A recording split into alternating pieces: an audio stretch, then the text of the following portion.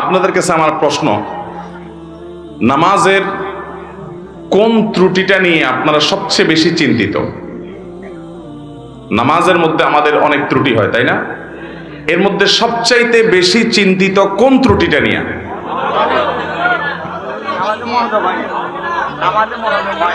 মনোযোগ হয় না, মনোযোগ থাকে না, এটা হলো সবচেয়ে বড় সমস্যা।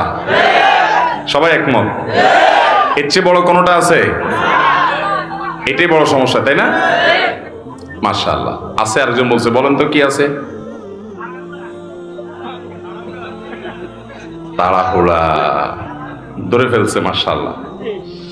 দেখেন, এটা ঠিক যে একজন মুসলমানের নামাজ সুন্দর হওয়ার জন্য দুইটা জিনিস লাগবে। কয়টা জিনিস? আমার সাথে বলতে হবে, কয়টা জিনিস লাগবে? 5 ওয়াক্ত সালাত আল্লাহর কাছে গ্রহণযোগ্য হওয়ার জন্য, সুন্দর হওয়ার জন্য, এটা জান্নাতের চাবি হওয়ার জন্য দুইটা শর্ত, দুইটা জিনিস লাগবে। একটাকে বলা হয় খুশু, আর একটাকে বলা হয় খুদু। খুশু মানে হলো নামাজের ভেতর, আর খুজু মানে হলো নামাজের বাহির। বাহির এবং ভেতর এই দুইটা যদি আপনি সুন্দর করতে পারেন, ভাইরা আমার, আপনি সেই নামাজি হতে পারবেন যে নামাজের নামাজ তাকে দুনিয়ার সকল মোহ ভুলিয়ে আল্লাহমুখী করে দেয়, যে নামাজির নামাজ তাকে জান্নাত পর্যন্ত নিয়ে ছেড়ে দেয়, যে নামাজির নামাজ তার জান্নাতের চাবির ভূমিকা অবতীর্ণ হয়, যে নামাজির নামাজ আল্লাহর সঙ্গে তার মেহরাজের ব্যবস্থা করে দেয়, যে নামাজির নামাজ আল্লাহর সাথে মুনাজাত এবং কানাঘুষার তৌফিক এনে দেয়, যেই নামাজির নামাজ আল্লাহর সবচেয়ে নিকটে নিয়ে যায়, সেই নামাজি হতে হলে, সেই সালাত আদায়কারী হতে হলে, সেই মুসল্লি হতে হলে দুটি জিনিস লাগবে। একটা হলো খুশু, আরেকটা হলো খুদু। একটা হলো সালাতের বাহির, আরেকটা হলো সালাতের ভেতর। আমরা সাধারণত সালাতের ভেতর নিয়ে আলাপ আলোচনা শুনি এবং সেটার গুরুত্ব যে অপরিসীম সেটা বলাই বাহুল্য। আল্লাহ কোরআনে বলেছেন 18 নম্বর পারার সূরা মুমিনুন, প্রথম সূরার প্রথম দিককার আয়াতে আল্লাহ বলেছেন, ক্বাদ আফলাহাল মুমিনুন আল্লাযীনা হুম ফি সালাতিহিম খাশিউন। ওই ঈমানদাররা সফল হবে ভাই, ওই ঈমানদাররা সার্থক হবে যাদের সালাতের মধ্যে খুশু বা মনোযোগ থাকবে।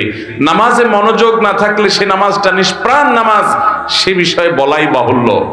কিন্তু আমি অন্য বিষয়ের কথা বলতে চাই, কারণ মনোযোগ নিয়ে আমরা সবচেয়ে বেশি চিন্তিত এবং মনোযোগ নিয়ে আলোচনাও কম বেশি আমরা শুনি, কিন্তু নামাজের বাহিরটা নিয়ে খুব বেশি আলোচনা হয় না। ভেতরটা আমাদের ঠিক নাই, মনটা ঠিক থাকে না, এটা নিয়ে আমরা পেরেশান আছি, সেটা ঠিক, এবং পেরেশান থাকতে হবে, সেটাকে ঠিক করতে হবে, মনোযোগটা আল্লাহর দিকে আনতে হবে, এটা ঠিক আছে। কিন্তু নামাজের বাহির নিয়ে যে আমাদের কোনো চিন্তাই নাই, অথচ দুইটার সমন্বয়ে নামাজ সুন্দর হয়, এবং আমরা অনেকে জানিও না নামাজের বাহির সুন্দরের জন্য কি করতে হয়। মোহতারাম হাজরিন, নামাজের এই বাহিরের দিকটাকে বলা হয় খুদু, ভেতরের দিকটাকে বলা হয় খুশু, আর বাহিরের দিকটাকে বলা হয় খুদু।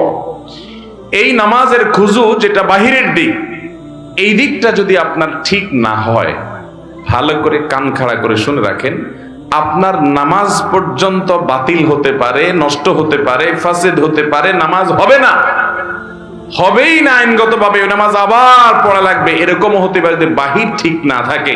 আপনার যদি ভেতর ঠিক না থাকে, তাহলে নামাজটা আল্লাহর দরবারে গ্রহণযোগ্যতার লেভেল পাবে না, মর্যাদা পাবে না, ঠিক।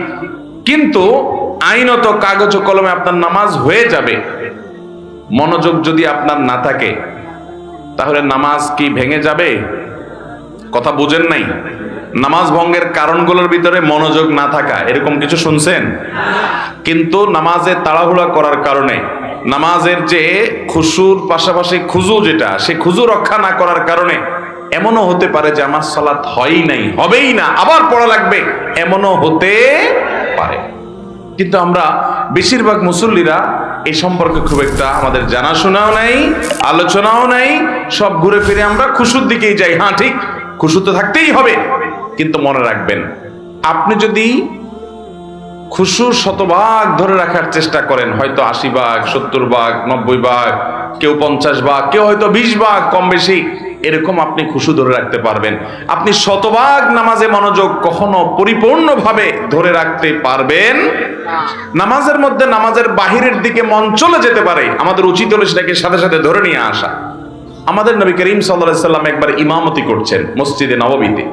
তিনি ইমামতি করা অবস্থাতে, আজকের মতো এত দালান কোঠালা মসজিদ তো ছিল না, ইমামতি তিনি শুরু করেছেন। সলাতের মধ্যখানে হঠাৎ একটা বাচ্চার আওয়াজ, কান্নার আওয়াজ, চিৎকার চেঁচামেচি। নবী করিম সাল্লাল্লাহু আলাইহি সাল্লামের বুঝতে বাকি থাকলো না যে কোনো বাচ্চার মা এই জামাতে পেছনে মেয়েদের কাতারে শামিল হয়েছেন, যার কারণে বাচ্চা কাঁদছে আশেপাশে কোথাও। এই বাচ্চাকে ধরার জন্য তার মা নামাজের জন্য পারছে না, সে নামাজে মাশগুল আছে। নবী সাল্লাল্লাহু আলাইহি সাল্লাম নামাজকে তুলনামূলক অন্য সময় যেরকম দৈর্ঘ্য নিয়ে পড়েন তার চাইতে একটু কম দৈর্ঘ্য পড়ে সালাম ফিরিয়ে শেষ করে বললেন, কার বাচ্চার কান্নার আওয়াজ শুনতে পাচ্ছি, সে গিয়ে বাচ্চাকে ধরো। তাহলে এই যে নামাজের মধ্যে বাচ্চার কান্না, সেদিকে মনোযোগ নবী করিম সাল্লাল্লাহু আলাইহি সাল্লামের গেছে। মানুষ হিসাবে আওয়াজ হলে সেদিকে মনোযোগ যেতে, কিন্তু আমাদের চেষ্টা থাকবে মনোযোগটা ধরে রাখা। কিন্তু যদি কোনো কারণে মনোযোগ আপনি ধরে রাখতে পারেন নাই, আইনত কাগজে কলমে মাসআলার দিক থেকে নামাজ হয়ে যাবে, কারণ নামাজের মধ্যে এত পার্সেন্ট মনোযোগ থাকতে হবে এরকমটা ফরজ বা ওয়াজিব নয়। আবার কেউ ভুল বুঝবেন না, তাহলে মনোযোগের দিকে খেয়াল করার দরকার নাই। মনোযোগ দিকে খেয়াল করতেই হবে, নাহলে সফল মুমিন হবেন না, জান্নাতুল ফেরদাউসে যেতে পারবেন না, সে চেষ্টা করতেই হবে।